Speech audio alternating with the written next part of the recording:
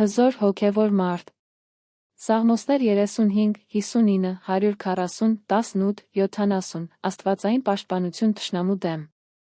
Կանգնենք միասին այսօր, եղբայրներ և քույրեր, հոգևոր մարդի ավելի խորը իմացության մեջ մտնելու համար։ Մենք ապրում ենք այնպիսի ժամանակներում, երբ անտեսանելի պատերազմը ավելի ակնհայտ է դառնում։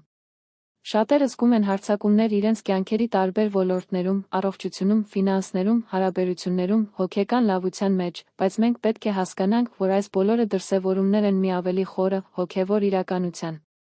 Սաղմոս 35-ում Դավիթը աղաչում է Տիրոջը. «Վիճիր, Տեր, նրանց հետ, ովքեր վիճում են ինձ հետ, պատերազմիր նրանց դեմ, ովքեր պատերազմում են ինձ դեմ, վերցրու վահան և ասպար, և ելիր ինձ օգնելու»։ Այս աղոթքում մենք տեսնում ենք մի մարդու, որը խորապես հասկանում է, որ իր իրական թշնամիները ոչ թե միայն ֆիզիկական մարդիկ են, այլ հոգևոր ուժեր, որոնք աշխատում են նրա դեմ, և նա դիմում է Աստծուն, որպես իր պաշտպանին, իր մարտիկին։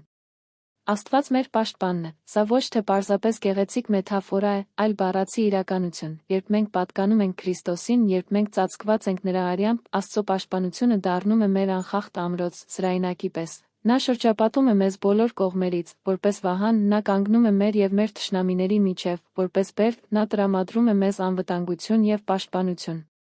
Բայց մենք պետք է նաև հասկանանք, թե ով է մեր իրական թշնամին։ Առաքյալ Պետրոսը զգուշացնում է մեզ.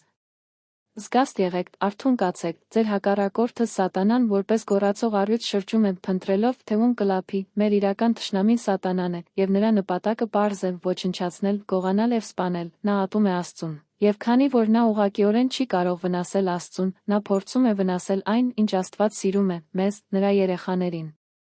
Սաղմոս 52-ը պատմում է մեզ մեկ այլ ճշմարտություն.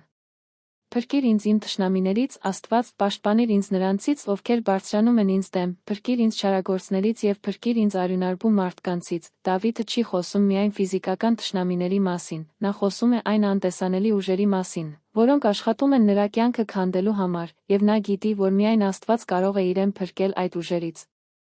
Ինչպես մենք կարող ենք պաշտպանվել հոգևոր հարձակումներից։ Առաջին և ամենակարևորը, մենք պետք է հագնենք Աստծո ամբողջական զրահը։ Առաքյալ Պողոսը մանրամասն նկարագրում է այս զրահը Եփեսացիներին գրած թղթում. ճշմարտության գոտին, արդարության զրահը, խաղաղության ավետարանի պատրաստակամության կոշիկները, հավատքի վահանը, փրկության սաղավարտը և հոգու սուրը, որը Աստծո խոսքն է։ Այս բոլորը անհրաժեշտ են մեր հոգևոր պաշտպանության համար։ Բայց զրահը կրելը բավարար չէ։ Մենք պետք է նաև ակտիվ լինենք մեր պաշտպանության մեջ։ Մենք պետք է աղոթենք անդադար, մենք պետք է ուսումնասիրենք Աստծո խոսքը, մենք պետք է ապրենք սրբություն։ Սաղմոս 140-ում Դավիթը աղոթում է. «Փրկիր ինձ, Տեր, չար մարդկանցից, պահպանիր ինձ բռնակալներից, որոնք նենգություններ են խորում իրենց սրտերում»։ Նա խնդրում է Աստծուն պահպանել իրեն ոչ միայն ֆիզիկական վտանգից, այլ և նենգ մտքերից և չար հայեցակետերից։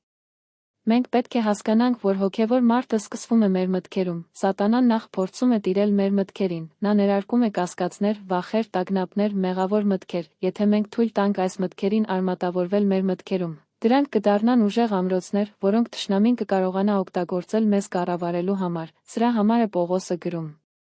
«Մենք քանդում ենք փիլիսոփայությունները և ամեն բարձրություն, որ բարձրանում է Աստծո ճանաչման դեմ, և գերի ենք վերցնում ամեն մտքեր, հնազանդեցնելու Քրիստոսին»։ Սաղմոս 18-ում մեզ ցույց է տալիս Դավթի հայեցակետը պաշտպանության մասին. «Ես սիրում եմ քեզ, Տեր, իմ ուժը, Տերը իմ ժայռն է, իմ ամրոցը և իմ փրկիչը, իմ Աստվածը, իմ ապառաժը, որի վր ես ապավինում եմ, իմ վահանը, իմ փրկության եղջյուրը, իմ բարձր աշտարակը»։ Այս սաղմոսում Դավիթը օգտագործում է բազմաթիվ պատկերներ, նկարագրելու Աստծո պաշտպանությունը։ Ամեն մի պատկեր բացահայտում է պաշտպանության մի այլ ասպեկտ։ Ժայռը խոսում է կայունության մասին, երբ ամեն ինչ շուրջը շարժվում է, երբ տանիք կա փոթորիկ, Աստված մեր անշարժ հիմքն է։ Ամրոցը խոսում է անվտանգության մասին, դա վայր է, ուր մենք կարող ենք փախչել և պաշտպանված լինել։ Փրկիչը խոսում է ազատագրման մասին։ Նա մեզ ազատում է մեր թշնամիների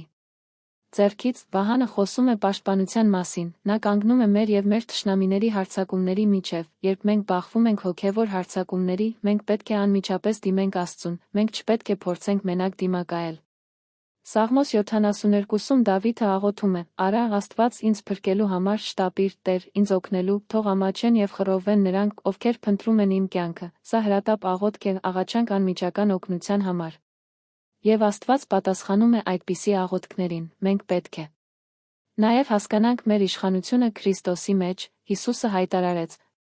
Ես տալիս եմ ձեզ իշխանություն կոխոտել օձերի և կարիճների վրա և թշնամու ամբողջ զորության վրա, և ոչինչ ձեզ չի վնասի։ Մենք ենք թագավորության երեխաները, և մենք կրում ենք նրա իշխանությունը, երբ մենք հրամայում ենք Տերին Հիսուսի անունով։ Նրանք պարտավոր են հնազանդվել։ Սաղմոս 35-ը շարունակում է. թող լինեն ինչպես մղեղ քամու առաջ, և Տիրոջ հրեշտակը հալածի նրանց, թող նրանց ճանապարհը լինի խավարավոր և սայթաքուն, և Տիրոջ հրեշտակը հալածի նրանց։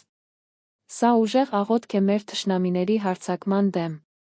Մենք կարող ենք սա աղոթել ոչ թե մարդկանց, այլ մեզ հարձակվող դական ուժերի դեմ։ Մենք աղոթում ենք, որ Աստծո հրեշտակները պաշտպանեն մեզ և հալածեն խավարի ուժերին։ Հրեշտակները ակտիվ մասնակիցներ են հոգևոր մարտում, նրանք Աստծո սպասավորներն են, ուղարկված ծառայելու նրանց, ովքեր պիտի ժառանգեն փրկությունը։ Երբ մենք աղոթում ենք, հրեշտակները շարժվում են մեր օգնությանը, նրանք պաշտպանում են մեզ հարձակումներից, առաջնորդում են մեզ անվտանգության և պատերազմում են Տերի դեմ մեր անունով։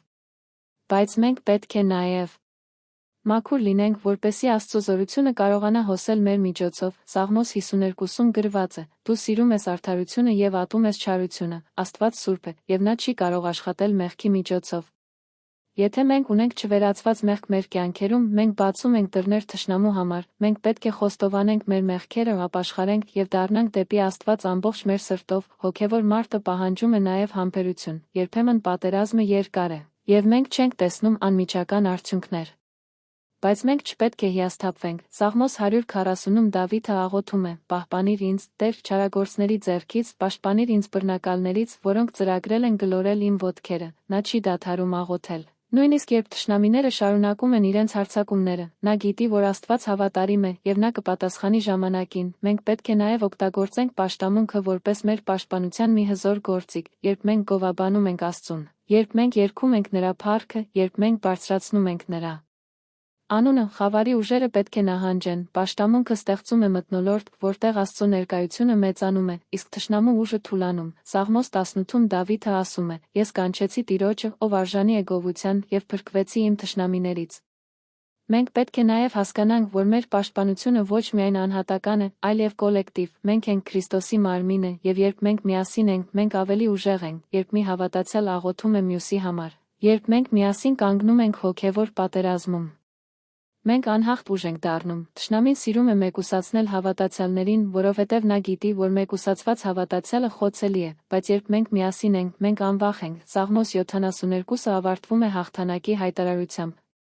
Բայց ես միշտ կհույսեմ և ավելի ու ավելի կփառաբանեմ քեզ, իմ բերանը կհայտարարի քո արդարությունը և քո փրկությունը ամբողջ օրը։ Սա վստահության հայտարարություն է, անգամ հարձակումների ծանր ժամանակներում, անգամ երբ թվում է, թե թշնամին հաղթում է։ Մենք շարունակում ենք հավատալ, շարունակում ենք փառաբանել, շարունակում ենք հայտարարել Աստծո հավատարմությունը, և վերջում հիշեցեք, որ մեր պաշտպանությունը գալիս է միայն Տիրոջից, ոչ մեր սեփական ուժերը, ոչ մեր սեփական իմաստությունը, ոչ մեր սեփական ռազմավարությունները կարող են մեզ պաշտպանել, միայն Աստծո զորությունն է, որ մեզ անվտանգ է պահում։ Սաղմոս 18-ում Դավիթը ավարտում է. Տերը կենդանի է, և օրհնված է իմ ժայռը, և բարձրացած է իմ փրկության Աստվածը։ Այս վերջնական ճշմարտությունն է։ Տերը կենդանի է, նա մեզ հետ է, և նա մեզ կպաշտպանի բոլոր թշնամիներից։ Կանգնեցեք ամուր, հավատացեք զորեղորեն, և վստահեք նրա անհաղթ պաշտպանությանը։